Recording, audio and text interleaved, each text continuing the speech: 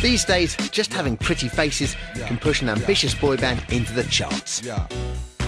But back in 1992, a boy band was trying to break through using old-fashioned hard graft.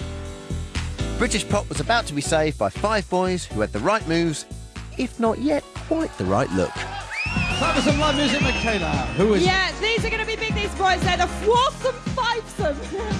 Yeah, take that and do what you like. Preston, give it up for Take That! Do what you like. Do what you like.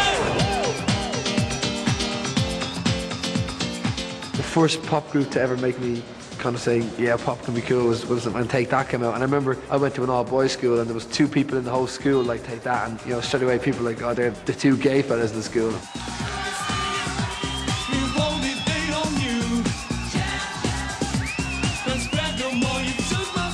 I think we realised how important Take That could be. I think the very first day they turned up at the offices, firstly they were pretty good looking. Secondly, they kind of dressed up and were a bit glamorous, even though what they were dressing in the early days with studs and leather perhaps wasn't quite what the young ladies who bought Smash Hits were exactly after. But thirdly, they just had character. So we realised then that if they could make it, they could be real saviours for us.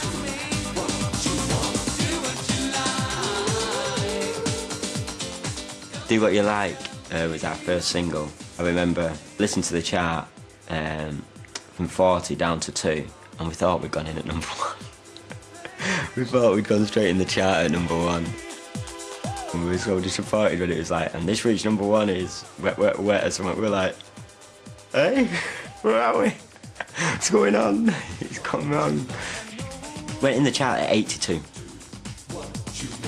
We put a picture, a really small picture of them in their kind of jelly stage, you know, in news, and we got loads and loads and loads of phone calls, loads of letters about them, and we knew then that, you know, all they had to do was have one good record and they would be massive, really.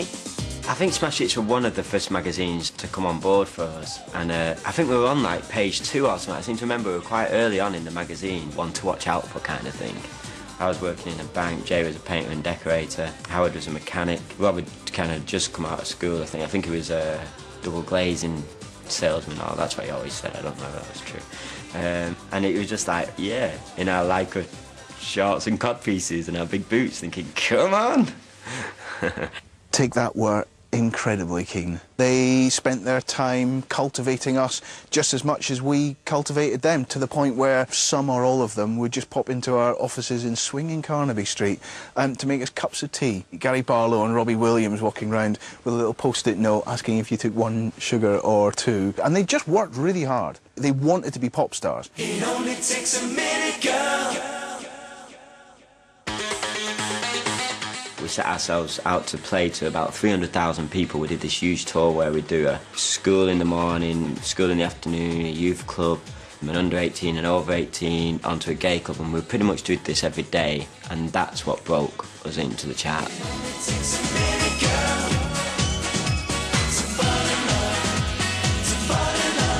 I think our enthusiasm and our energy was what kind of people warmed to initially. It wasn't our songs, I don't think, that much. I think it was just like, oh, they're trying their best. Look at them all bouncing around like idiots on that stage. Take That's blood, sweat and tears paid off handsomely, as they became the first band since the Beatles to score 4 consecutive #1s. Take That! Not only that, but Smash Hits had now launched its own award show. Take That swept the board, and there wasn't a dry seat in the house. In the audience, there'd be little 12-year-old girls holding up banners with extremely rude comments about Robbie Williams, what they wanted him to show to them or do to them. You know, Robbie or something. You had to go around and take the banners off the kids rather than show those live on the BBC.